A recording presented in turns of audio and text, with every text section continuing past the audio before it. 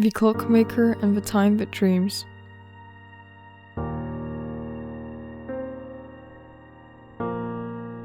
At the end of an old alley where the cobblestones still remember the footsteps of people whose names no one spoke anymore, there stood a small clockmaker's workshop.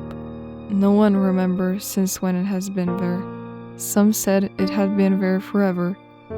Others claimed it had appeared overnight, just like that, as if bricks and the door had grown out of the fog, and inside, the warm glow of an oil lamp had suddenly flickered to life.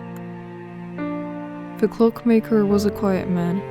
He had silver hair, eyes like aged amber, and hands that moved with the gentleness of a prayer.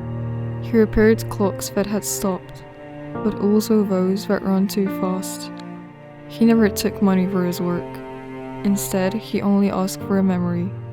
"Tell me something you want to last," he would say, and people told him many different things. One woman spoke of her child's laughter, someone else of the smell of a forest after rain, another of a glance that happened only once. The clockmaker listened, then opened one of his old clocks, whispered something into its depths, and closed the mechanism with a soft click. From that moment on, the clock ticked differently, as if each beat carried the echo of someone's dream.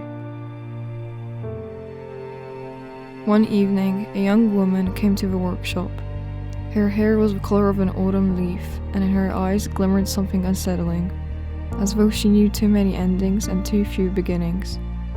She carried a broken pocket watch on her hand. "It stopped the moment my father died," she said.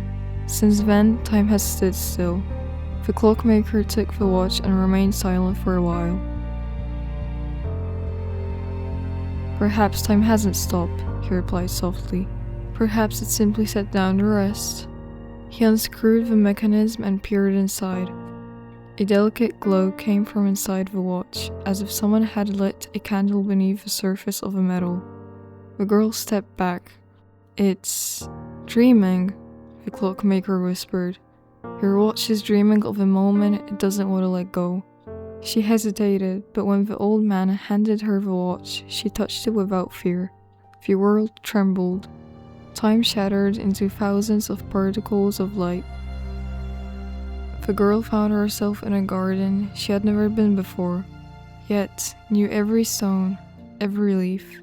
There sat her father, younger, smiling, with a cup of his favorite lavender tea. There were no words, only a gaze filled with love, and silence that meant everything. When she returned, tears shimmered on her cheeks like drops of dew. The watch was ticking again. "Thank you," she said. "Not me," the clockmaker replied. "Time. It also needs someone to listen to." The girl left, and the clockmaker remained alone in his workshop. He looked at the shelves filled with clocks. Each ticked differently, each to the rhythm of a different memory, a different heart. He smiled and closed his eyes, just for a moment, because even time sometimes needs to sleep.